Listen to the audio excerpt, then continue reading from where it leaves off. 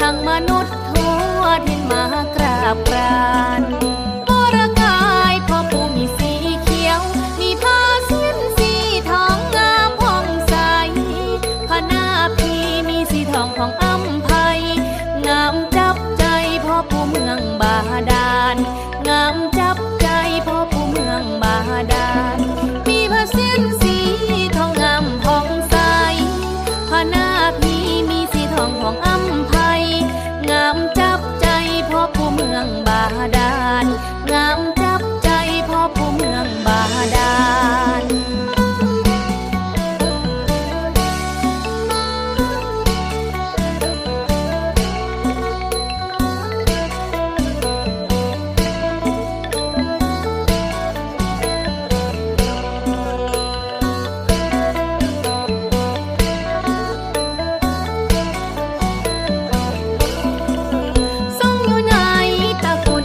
ปะคาสารีนางามสง่านาเก่งขามสมดังชายชาติมีรูปงามเหลืองลือน้ำมากมายบริวารเหลืองลือน้ำมากมายบริวารทรงประทานความสุขแด่มนุษย์ปกครองสุขทั่วแดนดินทินอีสานนาคราชภูมิฤทธิ์ลื่อเลืองน้ำคนทุกเขตทางขอพรสมดังใจลูกน้อมนอบยกย่อก่อนอาภิวาทขอน้อมกราบพ่อปู่สถายิ่งเหล่ามนุษย์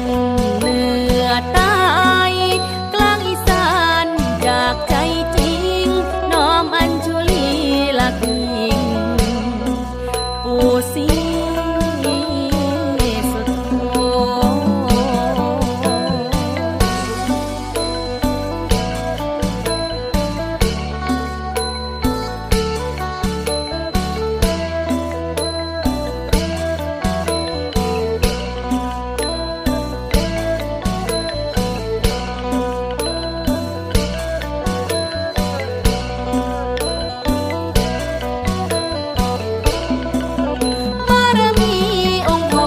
สุโธ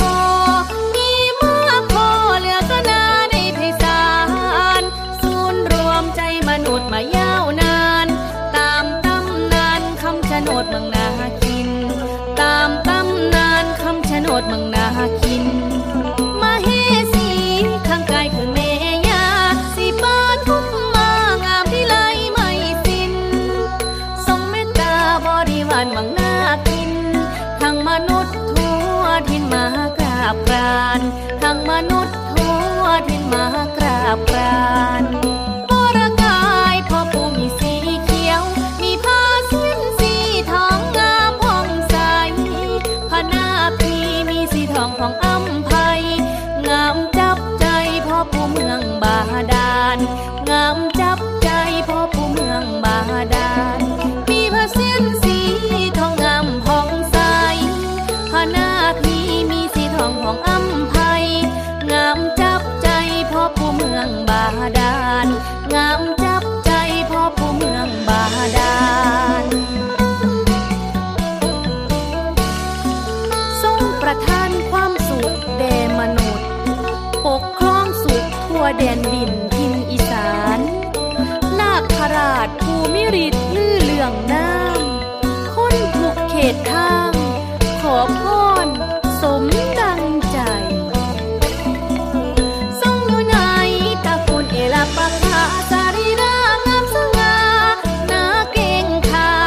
มสมดังชายชาตรีมีรูปงามเหลืองลือน้ำมากมายบริวารเหลืองลือน้ำมากมายบริวารทรงประทานความสุขแด่มนุษย์ปกครองสุขทั่วแดนดินทินอีสานนาคราชภูมิฤทธิ์ลื่อเลื่องน้